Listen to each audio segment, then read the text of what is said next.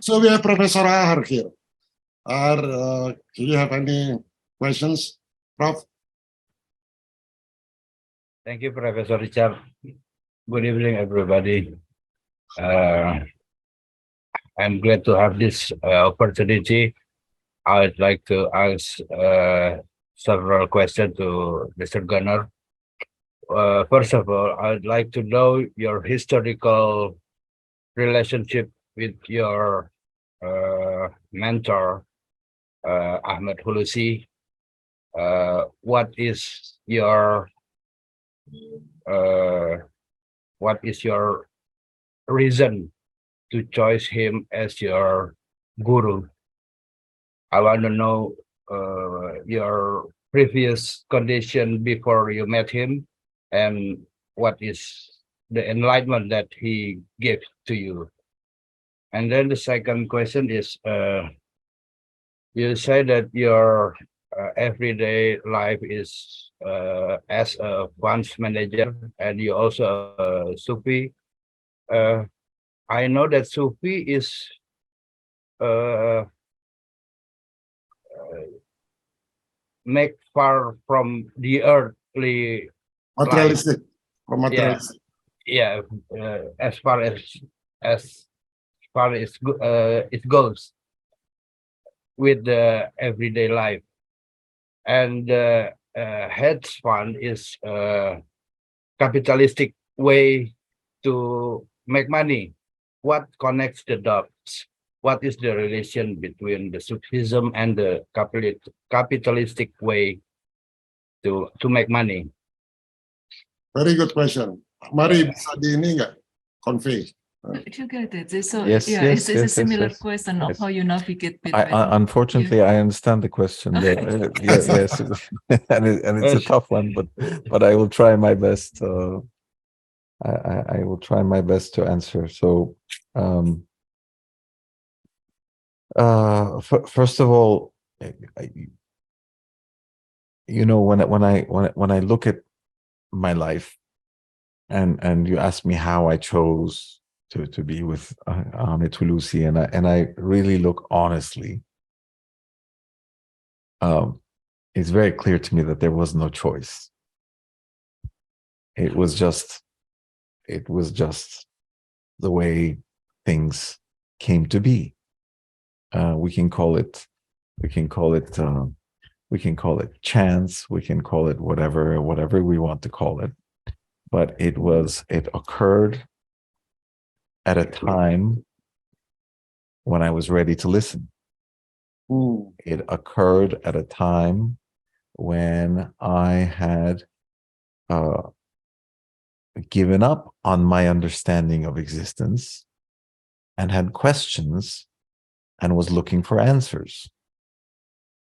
It occurred with a person who wanted to share their knowledge freely, but didn't care if I listened to it or if I didn't listen to it. And they accepted me exactly as I was, with all my misgivings and all my materialistic background and view of life. And therefore, it was in my path. And I guess my data set allowed me to be able to accept that information. And I think the difference that Ahmed Hulusi also brings to the concept of Sufism and of Islam is that he is able to tackle the issues from a daily scientific background. He's in his 70s today, and still today he's researching new scientific applications and everything that's happening, so that he can try and share with all those around him, with all those that are ready to listen, the same knowledge, because it is one knowledge of existence, but from different aspects. And if that had not been in my path at that time, I wouldn't have been able to accept it, because I was coming from a point of much more materialism, and I needed scientific proofs to be able to accept any information at that time. Today, I may have a different data set because of all of that data that has come in. My understanding of existence is probably quite different. Probably if I meet myself from 15 years ago, I don't know if we get along so well or not. Who knows? I do love that person because it is thanks to that person that there is this person today. But maybe the viewpoints from that time and today are very, very different.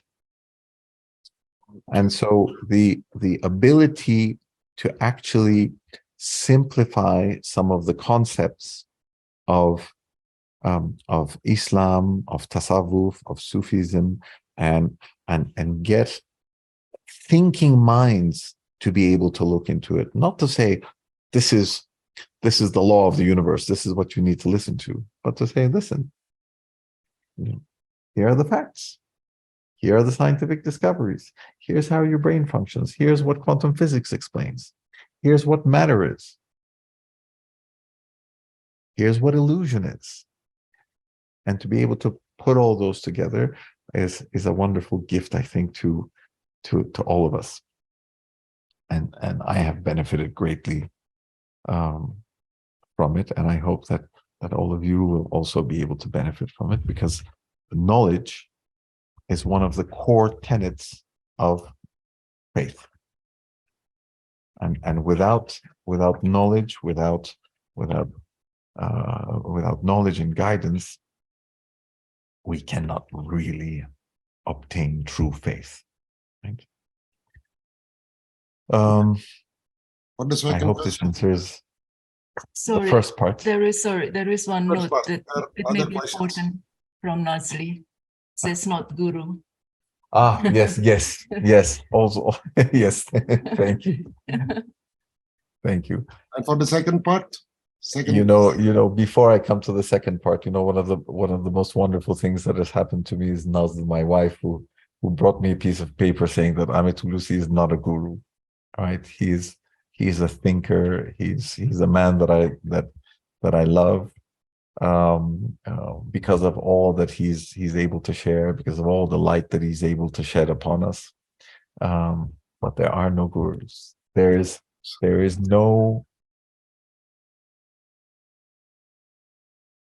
no second entity between you and Allah. There is no you, there's no second entity. It is just living the reality of Allah.